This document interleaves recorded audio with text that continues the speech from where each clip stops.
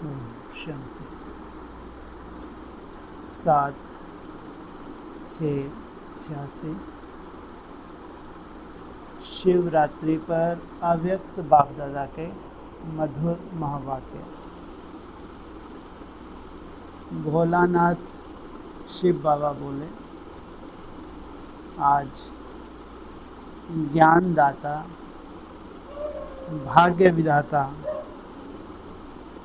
सर्व शक्तियों के वरदाता,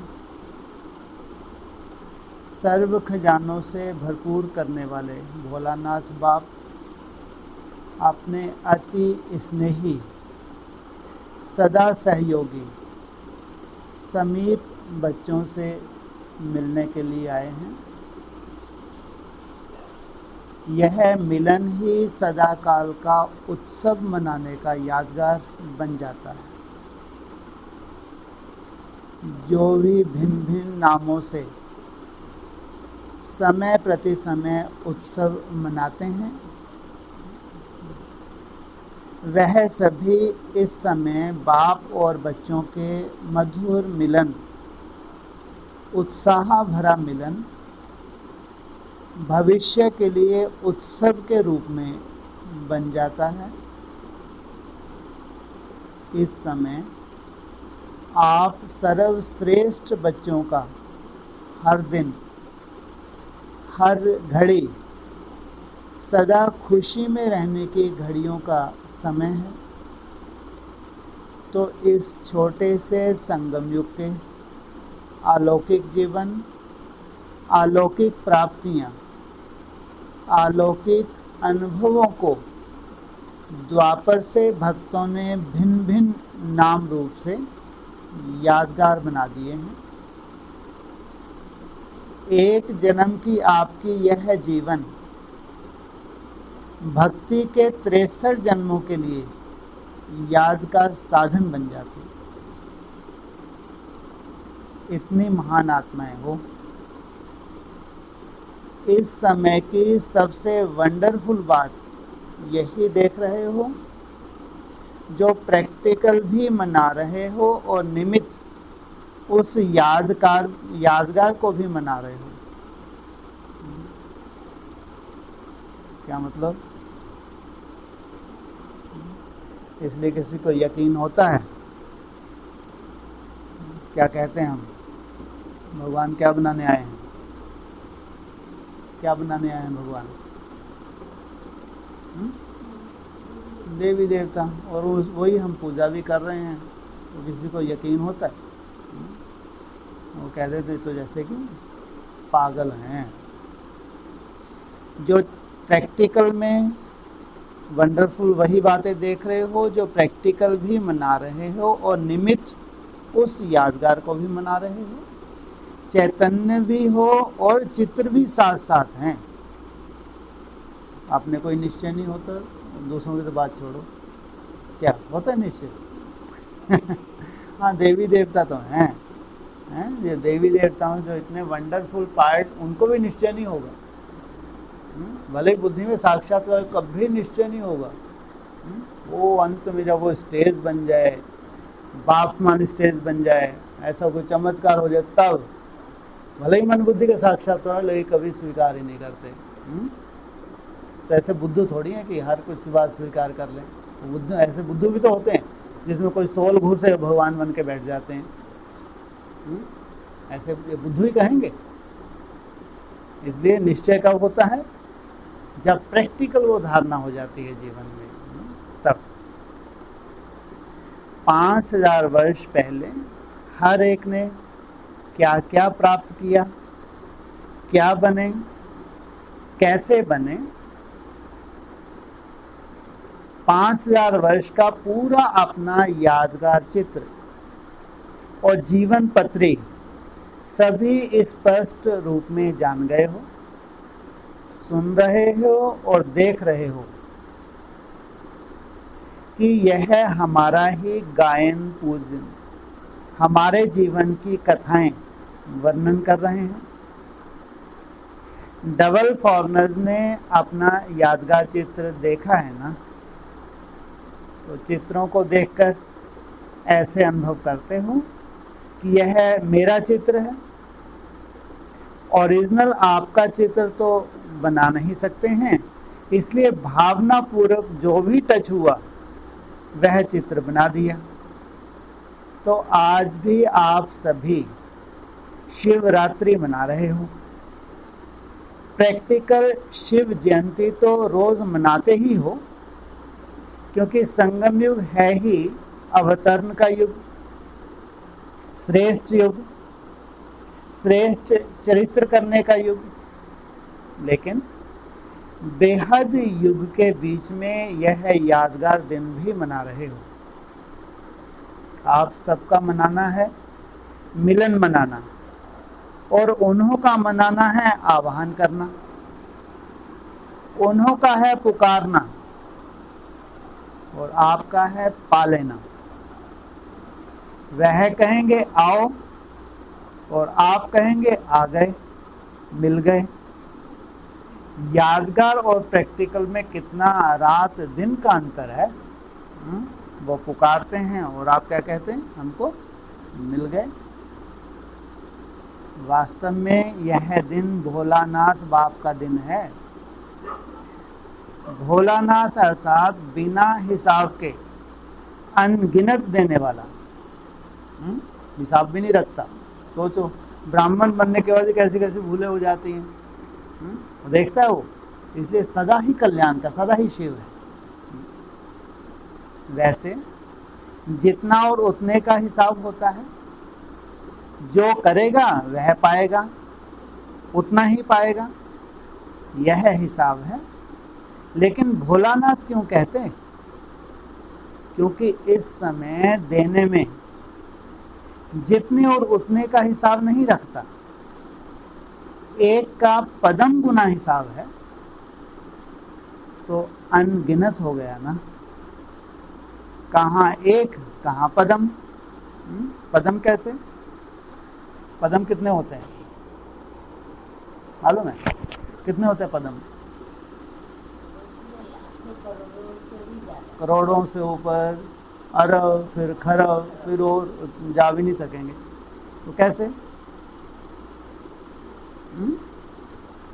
जो जन्म जन्मांतर के अब राजाई करते हो, जन्म जन्मांतरी, तो कल्पना करो कितनी संपत्ति संगम युग पे आपने ली है,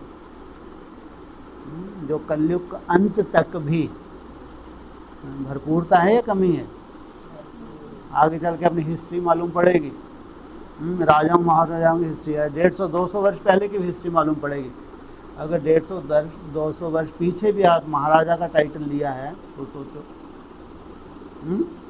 साधारण है। तो कहाँ इतना जमा किया? केवल ये छोटा सा संगम युग। संगम युग भी हम बहुत सा तो अलवेलेपन में निकाल देते हैं। तो लास्ट में फिर दौड़ी लगा देते हैं। लास्ट में इतनी श्रेष्ठ दौड़ी पहनते हैं कि अच्छे अच्छे खरगोश सो जाते हैं, लेकिन हम भले ही कछुए की चाल, लेकिन निरंतर चलना, इसको क्या कहेंगे? चल रहे हैं लेकिन निरंतर चलना, उसका अपना महत्व है। कहाँ एक कहाँ पदम। पदम भी लास्ट शब्द है, इसलिए पदम कहते हैं। क्या? तुम्हारे हर कदम में पदम। जितना जितना तुम बाप को याद करते हो, हर सेकंड याद करते हो, उतना ही पद्मों की कमाई जमा करते हो। अनगिनत देने वाले भोले भंडारी का दिन यादगार रूप में मनाते हैं।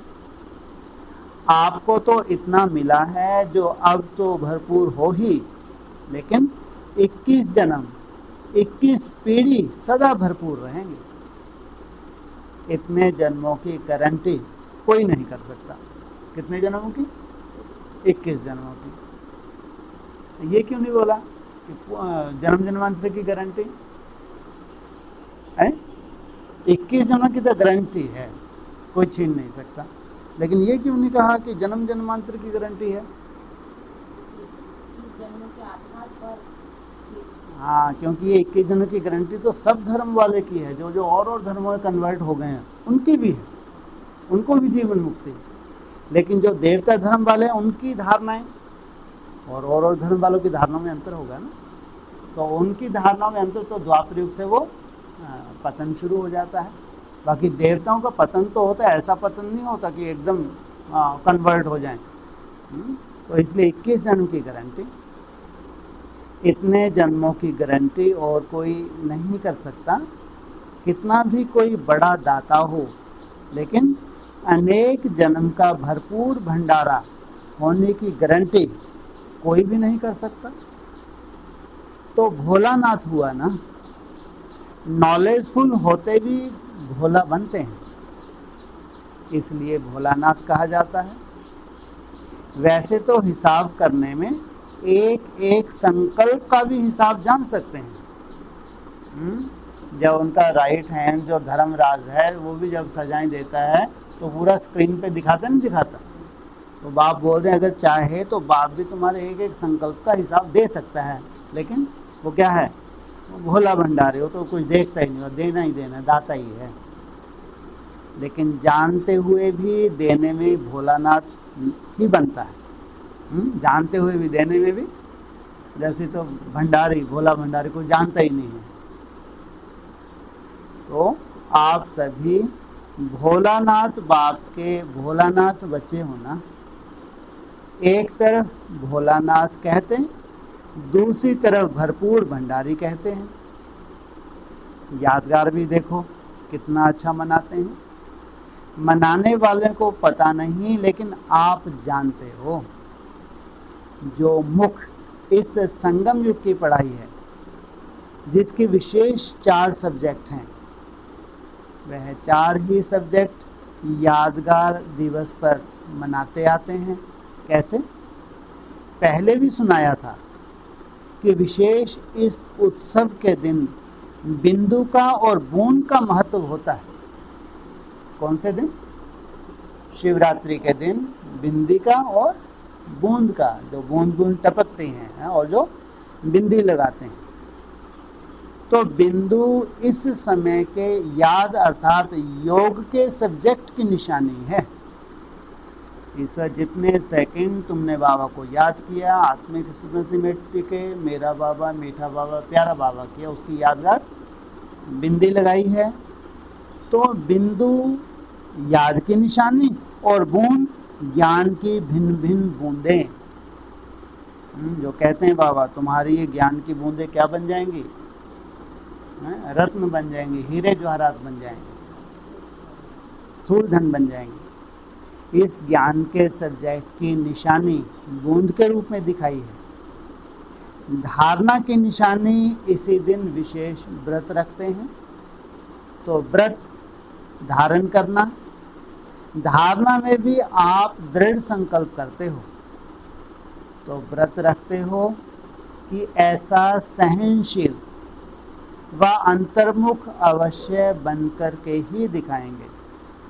खास एक तो सहनशीलता, क्योंकि संगठन के निर्माण के लिए सबसे बड़ी शक्ति है सहन शक्ति, और दूसरा बीज रूप अवस्था के लिए या याद के लिए अंतर्मुखता। तो यह व्रत धारण करते हो ना, यह व्रत धारणा की निशानी है और सेवा की निशानी है जागरण। सेवा करते ही हो, किसको? जगाने के लिए। अज्ञान नींद से जगाना, जागरण कराना, जागृति दिलाना, यही आपकी सेवा है। तो यह जागरण सेवा की निशानी है। तो 4 ही सब्जेक्ट आ गई है ना, लेकिन सिर्फ रूपरेखा उन्होंने स्थूल रूप में बदल दी है। गुह्य रहस्य धारण करने की दिव्य बुद्धि तो है ही नहीं। भक्त बुद्धि महीन बुद्धि नहीं होते। भक्त बुद्धि को बाप दादा मोटी बुद्धि कहते हैं। ब्रह्मा बाप के बोल सुने ना, तो यह भी भक्त बुद्धि महीनता को नहीं ग्रहण कर सकते।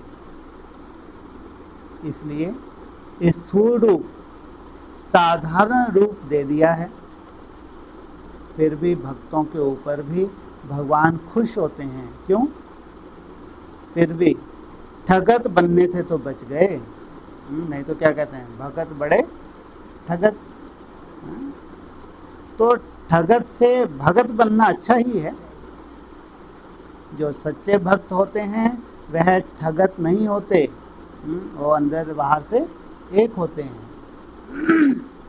वह भावना वाले होते हैं और सदा ही सच्चे भक्तों की यह निशानी होगी, जो संकल्प करेंगे उसमें दृढ़ रहेंगे। इसे भक्तों से बाप का स्नेह है।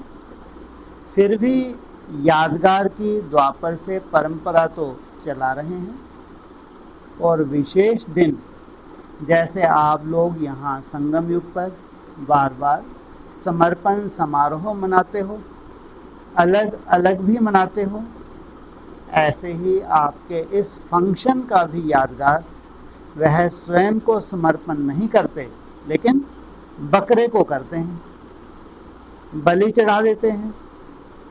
वैसे तो बाप दादा भी हंसी में कहते हैं कि यह मैंपन का समर्पण हो, तब समर्पण अर्थात संपूर्ण बनो। मैंपन जहाँ भी आता है देवान की निशानी है। तो मैं की जगह क्या है? तू आए या फिर निमित्त भाव आए। तेरा वो करण करावनहार कौन है? बाप। जैसे ब्रह्मा बाप ने पहला कदम क्या उठाया? मैं और मेरापन का समर्पण समारोह मनाया। किसी भी बात में मैं के बजाय सदा नेचुरल भाषा में, साधारण भाषा में भी बाप शब्द ही सुना, मैं शब्द नहीं।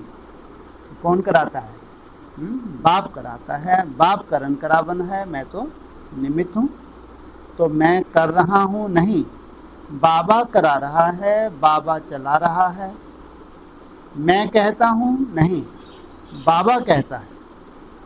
हद के कोई भी व्यक्ति या वैभव से लगाव, यह मेरापन है। तो मेरेपन को और मैंपन को समर्पण करना, इसको ही कहते हैं बलि चढ़ना। बलि चढ़ना अर्थात महाबली बनना। तो यह समर्पण होने की निशानी है। तो बनाया अच्छा है ना। भक्तों को आप भी दिल से शाबाश तो देते हो ना, फिर भी आप सबके भक्त हैं। तो ऐसे आता है ना कि यह हमारे भक्त हैं, या समझते हो कि यह बाप दादा के भक्त हैं? बाप के भी हैं, आपके भी हैं। जैसे कहते हो हमारा राज आने वाला है,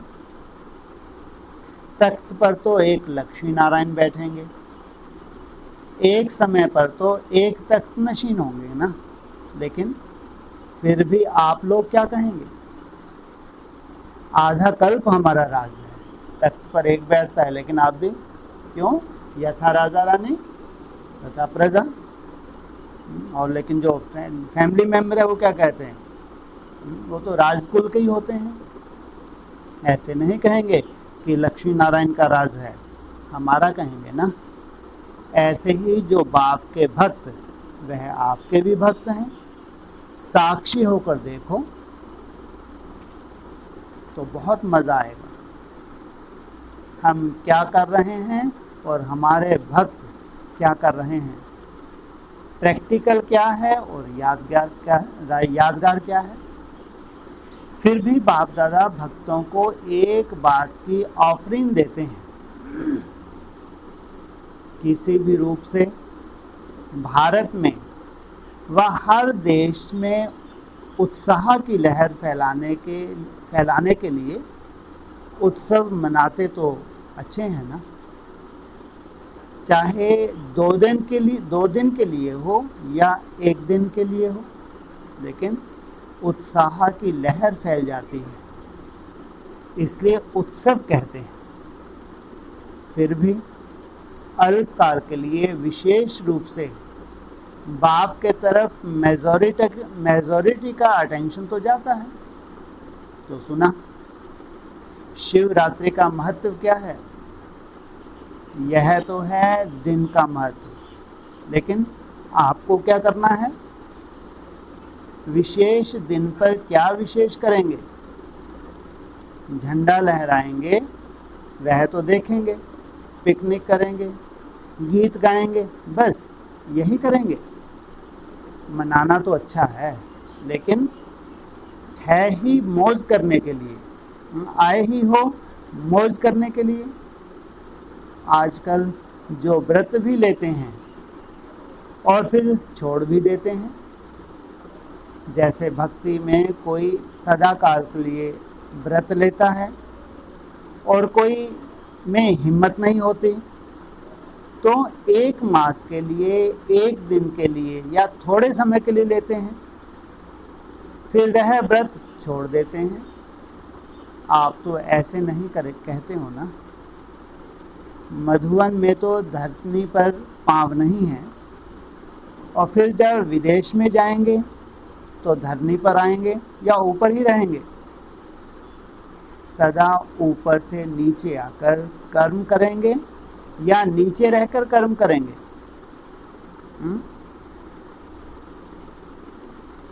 ऊपर से नीचे आकर कर्म करने हैं या नीचे ही कर्म करने हैं? अवतरित होकर मैं अवतरित हुई हूँ, भ्रुकुटी में बैठ के शरीर से कर्म कराना, इसको कहेंगे ऊपर से अवतरित होकर कोई भी कार्य करना। ऊपर रहना अर्थात ऊपर की स्थिति में रहना, ऊपर कोई छत पर नहीं लटकना। ऊंची स्थिति में स्थित हो कोई भी साधारण कर्म करना अर्थात नीचे आना।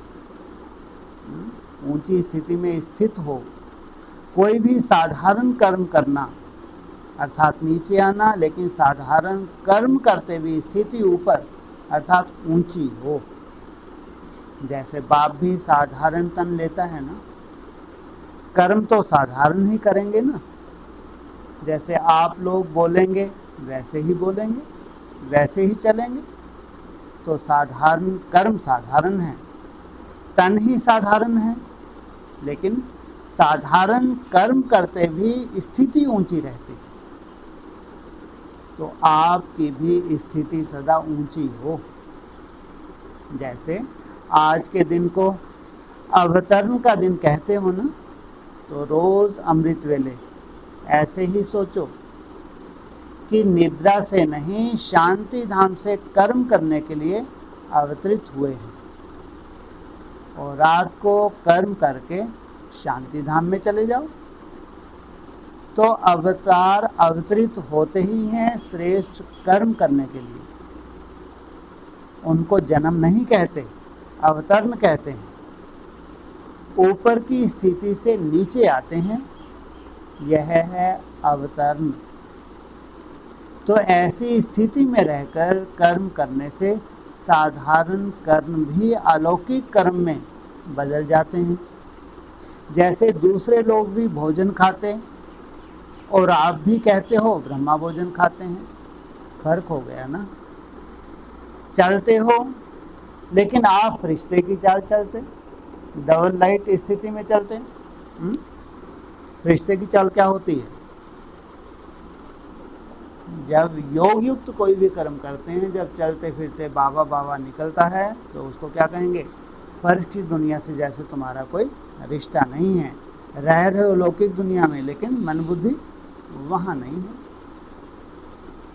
तो अलौकिक चाल, अलौकिक कर्म हो गया।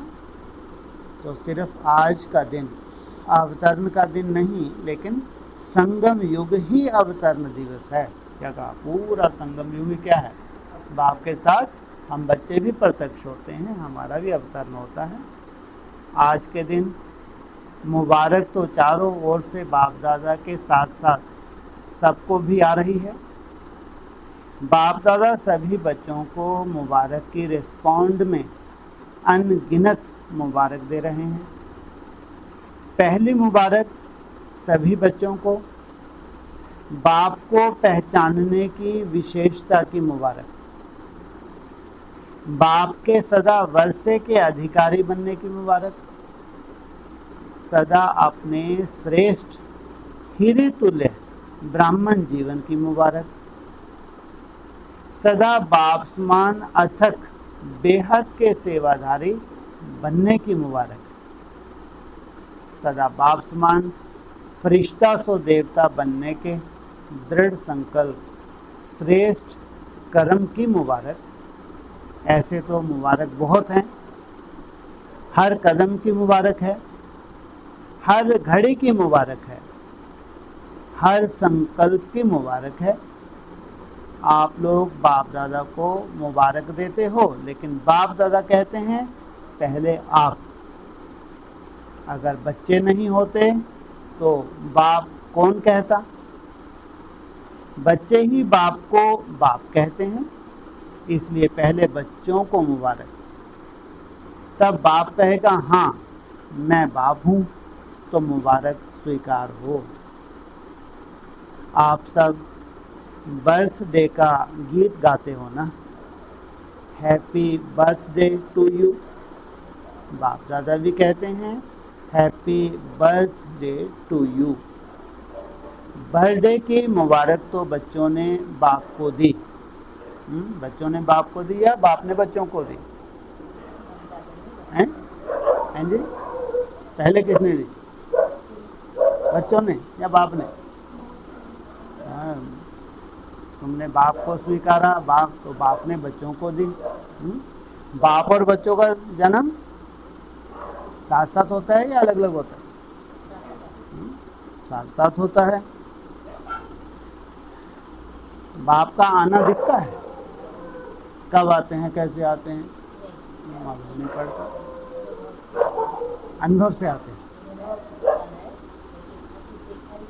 ऐसे दिखाई तो नहीं देता है ना। गर्भ में जब बाप प्रवेश करता है तो कोई को मालूम ही नहीं पड़ता है ना।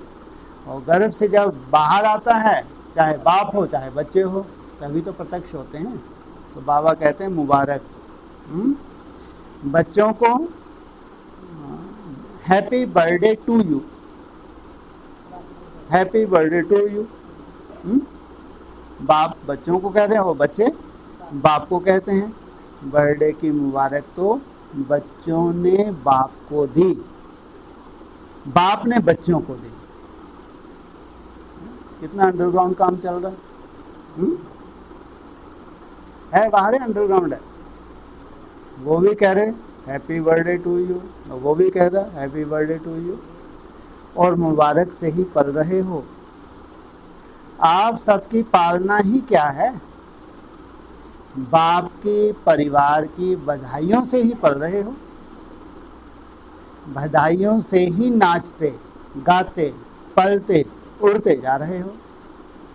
यह पालना भी वंडरफुल है। एक दो को हर घड़ी क्या देते हो? बधाइयाँ हैं, और यही पालना की विधि है। कोई कैसा भी है वह तो बाप दादा भी जानते हैं, आप भी जानते हो कि नंबरवार तो होंगे ही। अगर नंबरवार नहीं बनते फिर तो सतयुग में कम से कम 1.5 लाख तख्त बनाने पड़ते। क्या कहा? कितने? 1.5 लाख। इसलिए नंबरवार तो होने ही है। संख्या अभी 1.5 लाख तक पहुंची है ना। 86 में कितनी संख्या थी? 1.5 लाख के आसपास। तो इतने तख्त बनाने पड़े, लेकिन बनना एक ही है। बाकी साथी बनने हैं, रॉयल फैमिली बननी है। मुख्य विश्व महाराजन तो एक ही बनेगा ना। साथ में राज करने वालों को लक्ष्मी नारायण तो नहीं कहेंगे। नंबर भी बदली हो गया। पहले जन्म वाले को पहला नंबर लक्ष्मी नारायण, फिर सेकंड नंबर लक्ष्मी नारायण, तो बदल गया ना।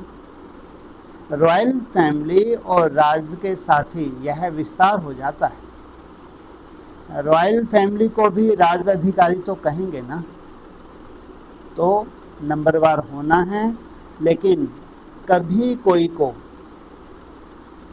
अगर आप समझते हैं कि यह रॉन्ग है, यह अच्छा काम नहीं कर रहा है, तो रॉन्ग को राइट करने की विधि या यथार्थ कर्म नहीं करने वालों को यथार्थ कर्म सिखाने की विधि, कभी भी उसको सीधा नहीं कहो कि तुम रॉन्ग हो।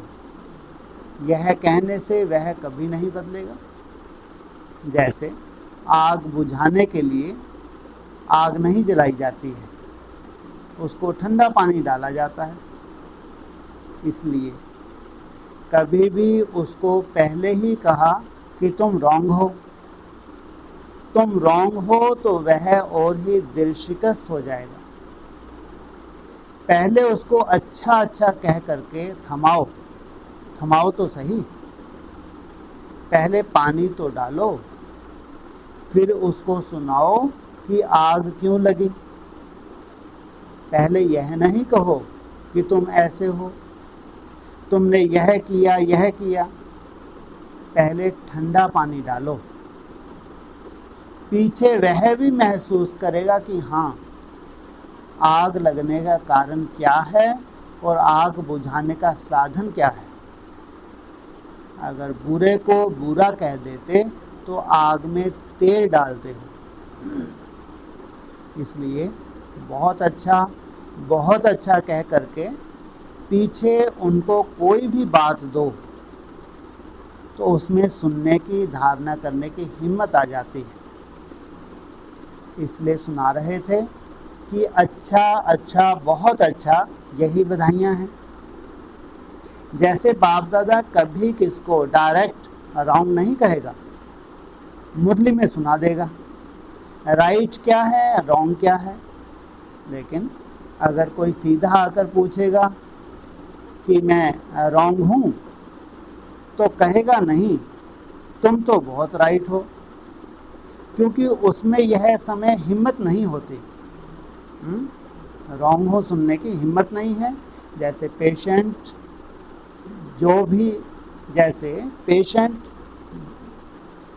जा भी रहा होता है, आखिरी सांस होती है, तो भी डॉक्टर से पूछेगा कि मैं जा रहा हूँ, तो कभी नहीं कहेगा हाँ जा रहे हो। क्या फ़र्ज़ बनता है डॉक्टर का? हाँ नहीं, हाँ ठीक हो रहे हो, क्योंकि उस समय हिम्मत नहीं होती। किसकी दिल कमज़ोर हो, आप अगर उसको ऐसी बात कह दो, वह तो हार्ट फेल ही हो जाएगा। अर्थात पुरुषार्थ में परिवर्तन करने की शक्ति नहीं आएगी। तो संगम युग है ही बधाइयों से वृद्धि को पाने का युग। यह बधाइयाँ ही श्रेष्ठ पालना है। इसलिए आपके इस बधाइयों की पालना का यादगार जब भी कोई देवी देवता का दिन मनाते हैं तो उसका वो बड़ा दिन कह देते हैं। दीपमाला होगी, शिवरात्रि होगी, तो कहेंगे आज बड़ा दिन है। जो भी उत्सव होंगे उसको बड़ा दिन कहेंगे। कौन कौन से बड़े दिन खास बताए? चाहे शिवरात्रि हो चाहे दीपावली हो, क्योंकि आपकी बड़ी दिल है तो उन्होंने बड़ा दिन कह दिया है। तो एक दो को बधाइयाँ देना यह बड़ी दिल है, समझा? ऐसे नहीं कि रॉन्ग को रॉन्ग समझेंगे, नहीं, लेकिन थोड़ा धैर्य रखो। इशारा तो देना पड़ेगा, लेकिन टाइम तो देखो ना, वह मर रहा है और उसको कहो मर जाओ मर जाओ, तो टाइम देखो, उसकी हिम्मत देखो। बहुत अच्छा कहने से हिम्मत आ जाती है, लेकिन दिल से कहो, ऐसे नहीं बाहर से कहो, तो वह समझे कि मेरे को ऐसे ही कह रहे हैं। यह भावना की बात है। दिल का भाव रहम का भाव हो तो उसके दिल को रहम का भाव लगेगा। इसलिए सदा बधाइयाँ देते रहो, बधाइयाँ लेते रहो। यह बधाई वरदान है। जैसे आज के दिन को गायन करते हैं शिव के भंडारे भरपूर, तो आपका गायन है सिर्फ बाप का नहीं, सदा भंडारा भरपूर हो। दाता के बच्चे दाता बन जाओ, सुनाया था ना। भक्त हैं लेवता और आप हो देने वाले देवता। तो दाता बना देने वाले, देवता को दाता माना देने वाले। देवता और आप हो देने वाले देवता, तो दाता मना देने वाले। किसी को भी कुछ थोड़ा भी देकर फिर आप उनसे कुछ ले लो तो उसको फील नहीं होगा,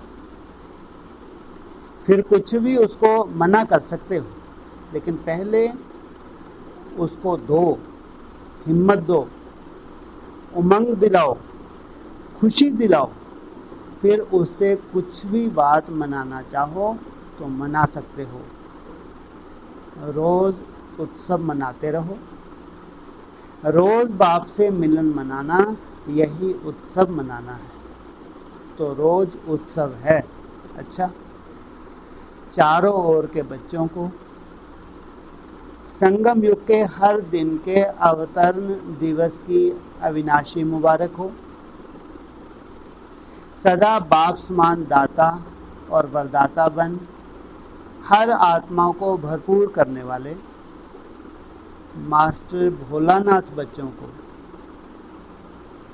सदा याद में रहे, हर कर्म को यादगार बनाने वाले बच्चों को सदा स्वयं उन्नति और सेवा की उन्नति में उमंग उत्साह से रहने वाले श्रेष्ठ बच्चों को विशेष आज के यादगार दिवस शिव जयंती सो ब्राह्मण जयंती हीरे तुल्य जयंती सदा सर्व को सुखी बनाने की, संपन्न बनाने की जयंती की मुबारक और याद प्यार और नमस्ते।